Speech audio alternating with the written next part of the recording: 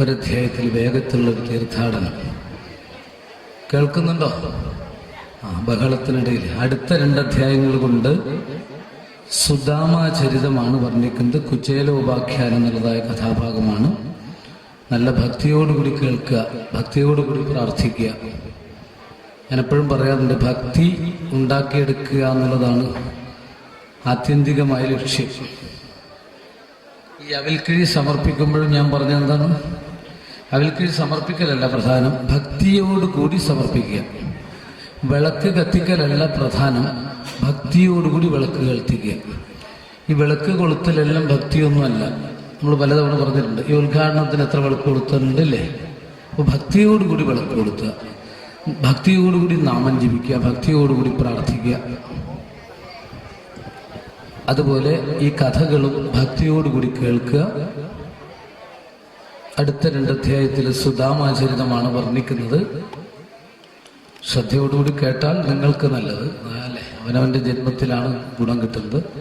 അല്ലെങ്കിൽ ഈ ഭഗവാൻ വൈകുണ്ഠമൂർത്തിയായിട്ടുള്ള ഭഗവാൻ 30 കോടി ദേവതാ സാന്നിധ്യം ഒക്കെ ഇവിടെ വന്നിരുന്ന് കേൾക്കുന്ന സമയത്ത് നമ്മളും ആ അന്തരീക്ഷം നിലനിർത്തുക എന്നർത്ഥം. അതിനിടയിൽ ഈ കുറേ കാര്യങ്ങൾ പറയുന്ന പ്രമാണമുണ്ട് നമ്മുടെ ഭാരതത്തിൽ, നമ്മുടെ സംസ്കൃതിയിൽ. ഈ ക്ഷീണം വന്നിട്ട് നല്ലതുപോലെ ഉറങ്ങുന്ന ആളുണ്ടല്ലോ, അവരെ പോയിട്ട് വിളിക്കുക.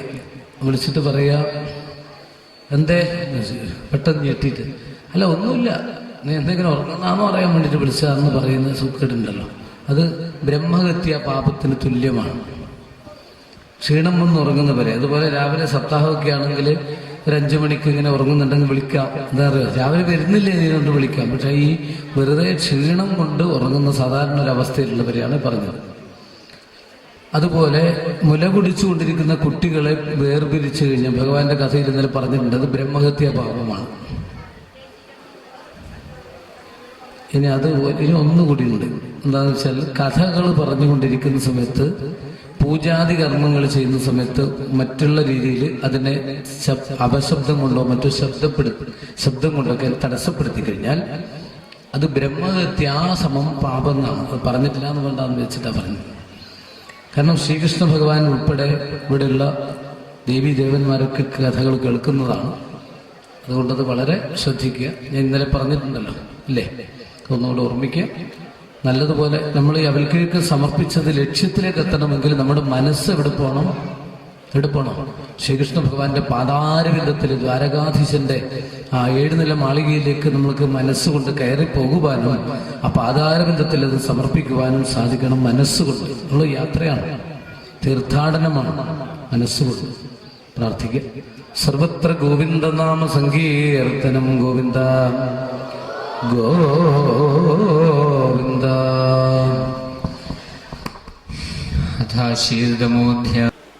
ഭഗവാന്റെ സമീപത്തേക്ക്, ദ്വാരകാധീശന്റെ സമീപത്തേക്ക് പോവുകയാണ്. സുദാമാവിന്റെ പത്നി കൊടുത്തയച്ച ആ 4 പിടി തുണിയിൽ കെട്ടിയിട്ടുള്ള അവല്, അതായത് അവിൽപ്പൊതി കക്ഷത്തിലിറക്കി പിടിച്ച് ഭഗവത് ചിന്തയുമായിട്ട് നാമം ജപിച്ചുകൊണ്ട് സുദാമാവ് ദ്വാരകയിലേക്ക് എത്തി.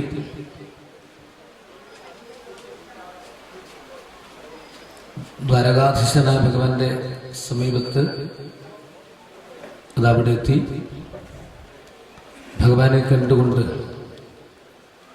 അന്യോന്യം സംഭാഷണം ചെയ്ത് പ്രാർത്ഥിക്കുന്ന രംഗം.